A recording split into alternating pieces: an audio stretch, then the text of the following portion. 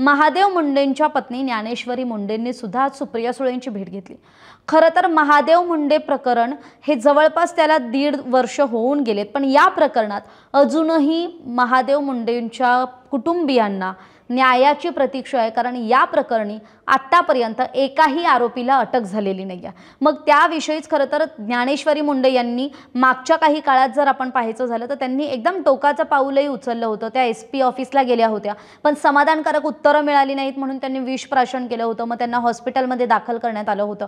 त्यामुळे खरं तर ज्ञानेश्वरी मुंडेंची जी मागणी आहे त्यांच्या मागणीनुसार खरं तर SIT स्थापन करण्यात आली आहे का आली आहे, कारण ज्ञानेश्वरी मुंडेंच्या मते बीड जिल्हा पोलीस प्रशासनाकडून जो काही तपास केला जातो त्यावर त्या समाधानी नव्हत्या आणि त्यामुळेच त्यांनी थेट मुख्यमंत्री देवेंद्र फडणवीसांची सुद्धा भेट घेतली होती, अजितदादांना सुद्धा निवेदन दिलं होतं, त्यांचीही भेट घेतली होती आणि त्यांना खरं तर विशेष तपास पथकाची नेमणूक करण्याचं आवाहन केलं होतं, मागणी केली होती। त्यानुसार ती मागणी मान्यही झाली, पण अजूनही SITला तपासातून कुठल्याही प्रकारे आरोपींपर्यंत पोहोचता आलेलं नाही आहे। या प्रकरणात आरोपींना अटक झालेली नाही आहे।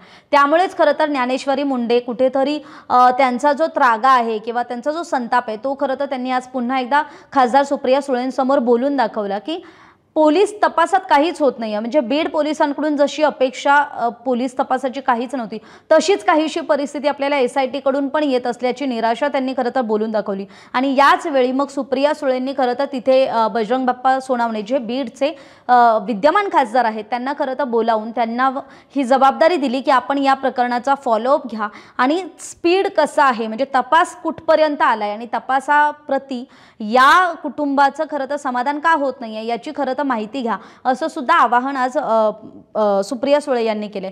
अजित पवारांचं खरंच बीड जिल्ह्याकडे दुर्लक्ष होत आहे का? आता असा सवाल उपस्थित होण्यामागचं कारण काय, तर अजित पवार हे ज्या वेळी बीडमध्ये गेलेत आतापर्यंत त्यांनी किमान 4 ते 5 वेळा बीड जिल्ह्याचा दौरा केलाय आणि त्यांनी ज्या ठिकाणी भेटीगाठी दिल्यात त्यावेळी मात्र तिथे साफसफाई, बीड मधले रस्ते, तिथल्या इमारती असतील त्या चकाचक आपल्याला दिसून आल्यात।